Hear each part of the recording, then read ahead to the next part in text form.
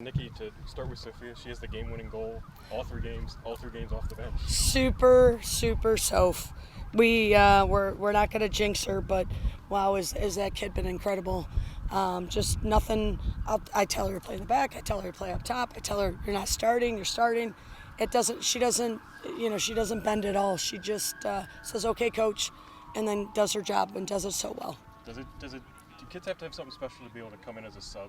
Yeah, I mean, I think that for Sophia, really just getting a feel for the game quickly. I think that's always hard, but also being laser focused on what's happening with the minutes that she's on the bench. So I think it is complicated, but she does it well. Is the ability to adjust to different game conditions Yeah. that you're talking about, does that just come with game experience, or do some people just have it? I mean, she did it last year for us. She was definitely, a spark plug off the bench for us and was able to give us that. And I think it's definitely experience. She's a junior now, and those are really important minutes. And she's just really effective in those minutes. You discussed in the preseason the importance of needing to protect home field in the non-conference. What can you say about the 3-0 start and where your team's confidence level is through these matches? Yeah, I mean, this was our first Sunday, so we really needed to see how we do with a Thursday Sunday, because that's a monster. And I thought that the girls did really well with that. It's critical for postseason and beyond for us to win at home. And they just kept grinding it out. And the block that Duquesne put on us was complicated. And, we finally broke through. Is there anything different you guys can do to get started a little quicker than what you have over these last 3 games or first 3 games? I thought we started well against Penn State. It was just unfortunate, 1 shot, 1 goal. So, I'm the biggest critic out there, and I would tell you slow start Dayton, little slow start here, figuring this out. So, again, we'll keep leaning on the leaders, and we'll keep recognizing, what we have to do to go a complete 90.